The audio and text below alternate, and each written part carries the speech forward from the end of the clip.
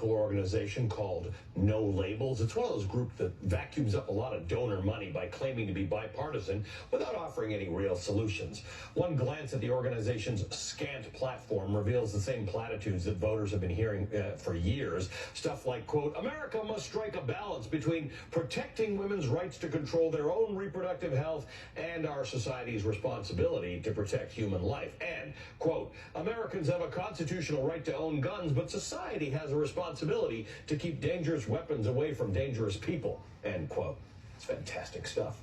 Despite that less than inspiring message, No Labels has some pretty ambitious plans and wants to run a so-called centrist candidate for president.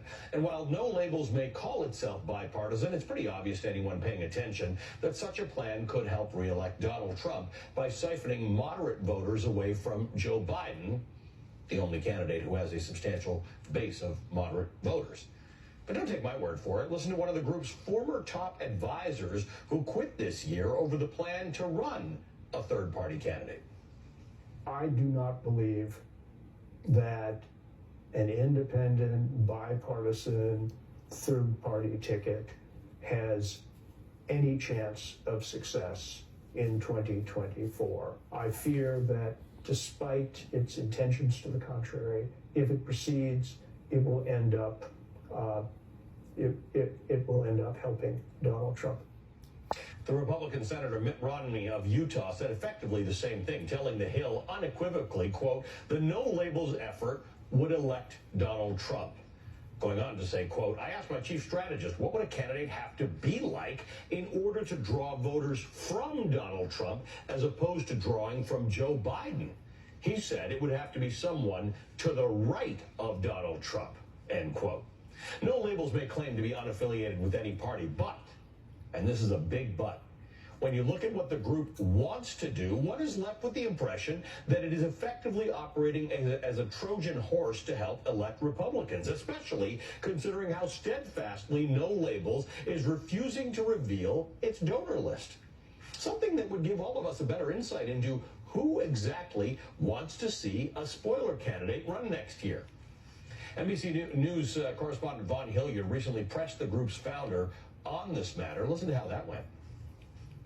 Why not reveal your donors? Because the truth is, about the time in which we live in, you reveal, first of all, we're not a party. But you're registering as a political party. But that's just language. But we know how the game works in politics these days. It's not that people really want to see the donors, because there's nothing nefarious going on here. It's because Why should they trust that, though? You know what? They're going to have to see us through our work. For conservative billionaire Harlan Crow. They're going to have to see us through our work. Oh, yeah.